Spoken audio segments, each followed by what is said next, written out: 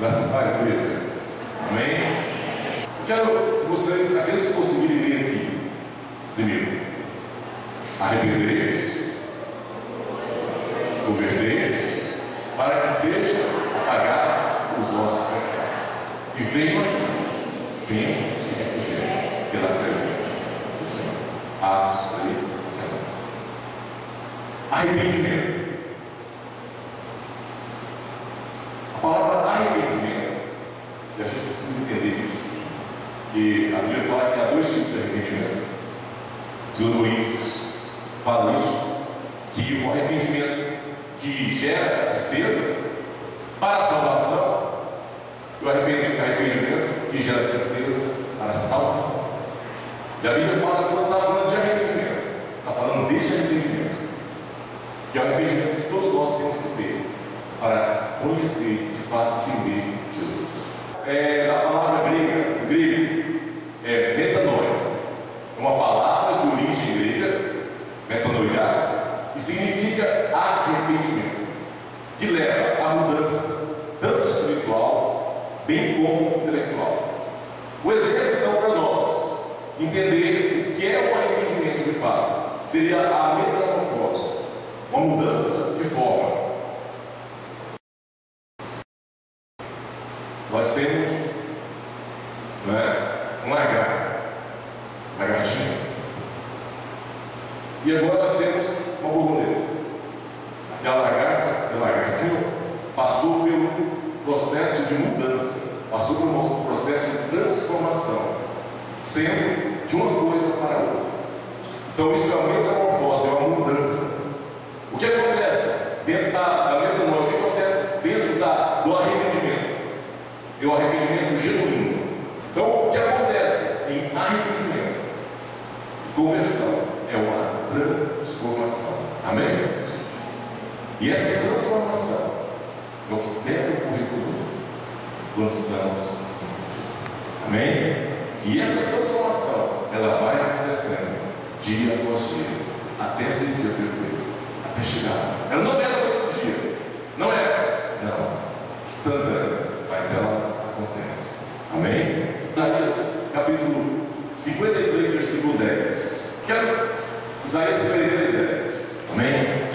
O texto diz assim: todavia, ao Senhor agradou moer, fazendo-o enfermar, quando dele ele a sua alma como oferta pelo pecado, verá a sua posteridade e prolongará os seus dias, e a vontade do Senhor prosperará nas suas mãos. Então, Jesus Cristo, ele tinha que morrer. Por quê? Porque era plano de Deus, era projeto de Deus que Jesus Cristo morresse. O texto mesmo diz que Deus se agradou em matar Jesus. Havia em Deus uma necessidade de que Jesus morresse para cumprir um propósito, que era alcançar as pessoas, a mim e a você. Em Atos capítulo 3, acontece ali um sinal, bem no início do ministério da igreja. Então esse sinal que ocorreu ali, ele traz para nós um ensino para aquela geração e para nós hoje. Pedro e João subiu ao templo para a oração da hora nona. Ela levava um homem coxo de nascença, o qual punha diariamente a porta do templo, chamado Formosa, para pedir esmola aos que entravam. Vendo ele, a Pedro e João, que iam entrar no templo, imploravam que lhe desse uma esmola. Pedro, ficando juntamente com João, disse: olha para nós. Ele os olhava atentamente, esperando receber alguma coisa. Pedro, porém, lhe disse: não possuo nem prata nem ouro, mas o que tenho isso te dou, em nome de Jesus Cristo, o Nazareno. Anda. E tomando pela mão direita, o levantou imediatamente. Os seus pés e tornozelos se firmaram. Deu um salto, se pôs em pé, passou a andar e entrou com ele no templo, saltando e louvando a Deus. Viu todo o povo andar e louvar a Deus. Reconheceram ser o mesmo que pedia esmola, assentado à porta do templo, e se encheram de admiração e assombro pelo que havia lhe acontecido. Então, irmãos, se nós seguimos em frente, as pessoas olham para Pedro e olham para João, e todo o povo correu a touro, no versículo 11, para junto deles, da parte chamada Salomão. À vista disso, Pedro se dirigiu ao povo, dizendo: Israelitas, por que vos maravilhais disso? Ou por que fitais os olhos em nós? Como se com o nosso poder, com piedade, tivéssemos feito bondade. O Deus de Abraão, o Deus de Isaac e o Deus de Jacó, o Deus de nossos pais, glorificou o servo Jesus.